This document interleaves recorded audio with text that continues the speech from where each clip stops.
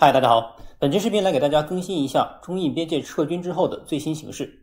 上期视频给大家介绍过，在2月10日，中印双方在边界各自撤退后，中国于2月19日首次公布了去年加勒万河谷中解放军的伤亡情况。那么2月10日双方撤军后，现在中印边界是个什么情况呢？首先，我们来到班公湖北岸，这是北岸的8个手指所在地。注意，在 F5 位置尖尖处的右边有一块滩地，我们将地图放大。会惊喜地发现，这里竟然有一幅中国地图，旁边清晰可见“中国”二字。这是不是跟此前加勒万河谷视频中中印两军对峙时，奇葩宝团长身后严实上刻的“中国”二字有些像？熟练使用地图的朋友应该就会发现，在中印边界你会经常找到这样的痕迹。当然，班公湖北岸这里出现的这幅中国地图和文字显然要大得多，看起来是前线解放军官兵用白色石头拼凑起来的。经过测量，国字的横边和竖边大概为10米和20米，而右侧中国地图的占地面积为370平方米左右，其中海南岛和台湾岛也清晰可见。那么这文字和地图是此次解放军撤退后所留下的吗？应该不是，因为如今民用版本的谷歌地图中给出的并不是实时地图，至少也是几年前拍摄的了。那么现在变成什么样子了呢？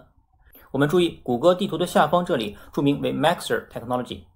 这不是与此前介绍过的一位产品总监肯乔伊斯所在的公司是同一家吗？没错 ，Maxar 这家公司不仅拥有政府业务，也有民营客户，谷歌地图便是其中之一。而后我又查了一下，他也在中国授权过代理公司，还曾在2019年底与阿里有过合作。不知道百度地图是否也跟他打过交道？但不管怎样，在没有实时卫星资源的情况下，我们就到 Maxar 产品总监肯乔伊斯发布的动态那里看看能否有所收获。一查果然没有让我失望，就在上周，在肯乔伊斯发布的一组卫星图片中，就包括了中印边界班公湖8个手指位置的中方撤军情况。如图，肯乔伊斯提供的图片刚好就是 F5 旁边的这片滩地，这是拍摄于2021年1月30日的第一张图片，时间在双方撤军之前。我们可以看到中国2字和地图都没有出现，而是一排解放军的营房和各种军事设施和装备，可以看到布置的整洁而有序。紧接着，在2月10日双方达成撤军协议后，于2月16日又拍摄了第二张，可以看到所有设施和设备已经撤得干干净净。其实 F5 旁边的这一小块滩地只是一个缩影。事实上，在此次双方谈判所达成的协议中，解放军将会撤退至 F8 以东的西里扎普，这其中还将包括 F6 至 F7 之间的这一大片滩地。此前视频给大家介绍过，这是班公湖北岸解放军营地中较大的一块，仅次于西里扎普，驻扎几百甚至上千人的部队都没有问题。在今天，理科男士 K1 米的读书会终于可以跟大家见面了。我的目标是在1年内带你读完100本精选不同领域的好书。如果之前的你常常因为成本过高而难以开始尝试，那么欢迎你加入我的理科男士 K1 米读书会。现在扫描画面中的二维码，或者去这支视频的简介中，就可以加入我的读书会。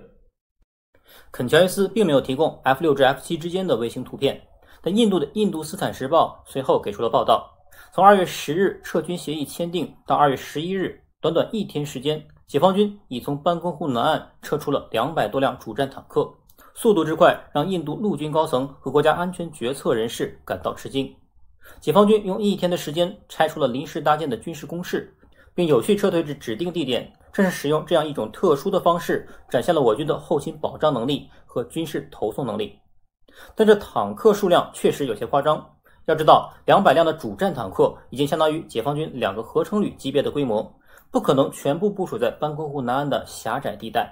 也更加不会全部集中在一线印军能够观察到的区域中。也许这位记者小编根本分不清什么是主战坦克，什么是步兵战车，什么又是自行火炮。应该让他来看一下我的这期视频。当然也不能排除这是印度方面故意夸大了解放军的前沿部署力量，进而达到自我表功的目的。引用一名印度政府官员的话说，中国的撤军速度展现了他们的部署能力，这是一门军事艺术。印度能够说服中国这个拥有世界最大规模常备军且正在崛起的超级大国回到他们的永久大本营，是个了不起的成就，确实有那个味道。随后，印度电视台也公布了解放军撤军的视频画面。虽然通过短短的画面，我们难以确定具体拍摄的地点，但还是能看出我军的重型装备和高地的帐篷。这便是一排解放军战士从某高地完成拆除任务后，步行下山，并用后续的军用卡车接走撤离。据印媒报道，解放军此次共调集了100多辆重型车辆在边境转移部队和装备，这也令印度高层和国安官员颇感惊讶。那么印军是什么时候撤离完毕的呢？据 BBC 报道，印军直到2月20日才陆续撤走了全部人员和装备。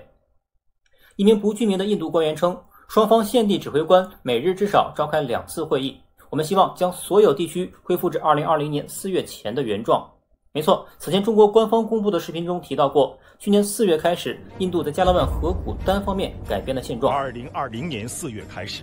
有关外军违反两国协议协定，试图单方面改变边境管控现状。此次协议就是要回到去年4月之前，也就是印度要拆除自那时起新建的加拉万河谷支线内的所有营地、便桥和军事设施，并退回到什约克河以西的印藏边界警察营地。而相应的，解放军也从三角滩向南撤回至原驻地。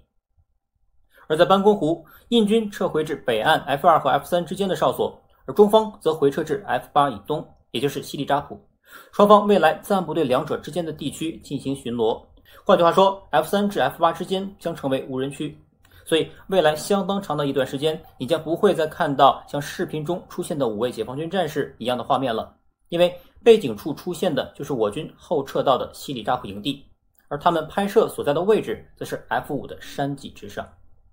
可能很多人会说，印军从 F4 撤到 F3 以西，而我军则撤到 F8， 解放军明显是吃了大亏啊。乍一看确实如此，我军后撤的稍微远了那么一点点嘛。但真的有看上去那么远吗？我大致测量了一下，从 F8 以东我军集结点至 F7 为2公里左右，我军主战坦克最大时速近80公里，越野时速也达60，以最慢的60公里时速测算，这个距离只需2分钟。而到达 F6 为 4.6 公里，用时约4分半；到达 F5 为6公里，用时6分钟；到达最终的 F4 为8公里。也就是说，我军重型装备抵达 LAC 实控线的时间仅为8分钟，而运送人员前出的时间只会更快。所以尽管我军撤到了西里扎普，但以解放军此次后撤时所展现的极高效率和井然有序来看，想要重新部署回来，速度同样会令印军炸舌。而印度哨所虽然距离较近，但是否也有同样的能力，这里就要打一个大大的问号了。而就在双方撤退后没过2天，印度方面又传来消息，2月23日上午，在印军野战靶场进行的火炮射击演训时，一门105毫米榴弹炮突然炸膛，产生的碎片击中3名士兵，其中1人死亡，2人受伤。据说是由于炮弹不合格才引发的炸膛。紧接着短短4天之后，2月27日晚，一辆印军某装甲团的坦克在高原地区进行例行演习时掉进壕沟。由于位于炮塔位置的士兵没有将坦克顶部的舱门关闭，所以在坦克翻覆时被甩出舱门，反被坦克压迫致死。可见，在我军后撤至规定地点重新部署整个待弹之际，印军在前线依旧上演着非战斗性减员。所以关键点并不是我军这次吃了多少亏，后撤了多少距离，而是印度方面这次信守承诺的时间到底会是多少。自去年6月中印冲突爆发以来，关于这个话题已经做过多期视频，但真心希望这样的视频越少越好。随着双方军长级会谈达成协议的最终落实，也期待中印边界自此可以重归平静，因为在东南还有更重要的事等着我们去做。